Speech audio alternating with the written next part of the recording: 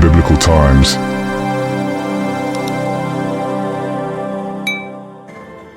Have you ever wondered what happened to those who lived and died before Jesus walked the earth? Did they miss out on salvation? Were they forever lost? Or was there a divine plan already in motion?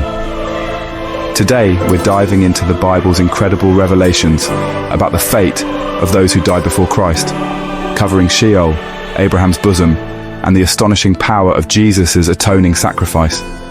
Stick around, because what you're about to discover will change the way you see God's justice, mercy, and eternal plan. The Bible repeatedly mentions a mysterious place called Sheol. In the Old Testament, Sheol was understood as the realm of the dead, a shadowy, in-between state where souls awaited their final destination. In Sheol, both the righteous and the wicked went after death. But it wasn't a single, undivided place. Jesus himself clarified this in the New Testament.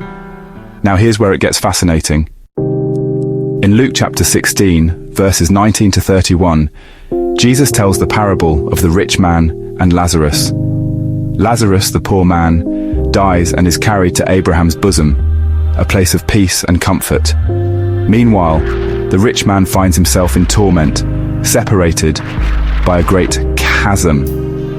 This story isn't just a parable.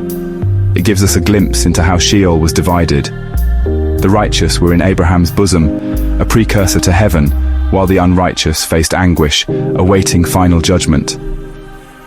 But here's the question.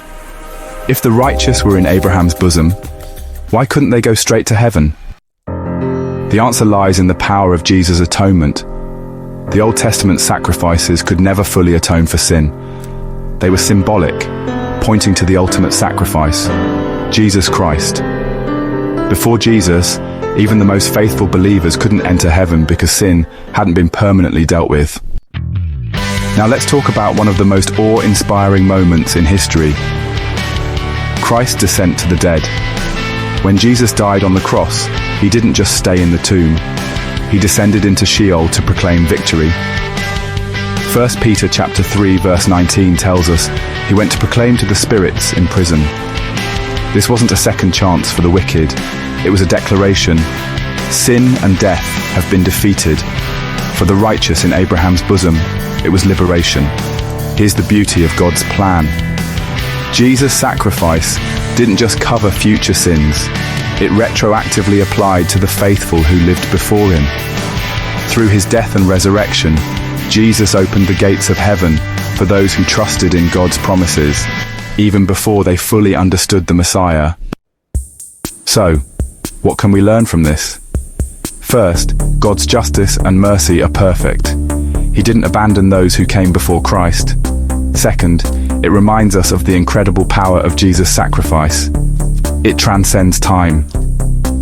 Whether you lived before or after Jesus, salvation has always been through him. Friend, if you haven't placed your faith in Jesus, don't wait. His sacrifice was for you too. He conquered death, bridged the chasm, and made a way for you to be with God forever. Let me know your thoughts in the comments. Do you feel the weight of God's eternal plan? Have you trusted Jesus as your Savior? And don't forget to like, subscribe, and share this video with someone who needs to hear this life-changing truth. Together, let's uncover more of God's incredible word.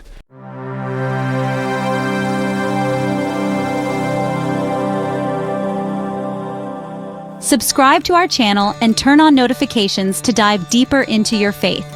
Be the first to see our new videos by following the link in the description, comments, and bio. We'd love to hear your thoughts. Hit the like button and share your feedback in the comments. Don't forget to check out our next video as well. Sharing our content with friends and family could be the rejuvenation they need. Thank you for watching.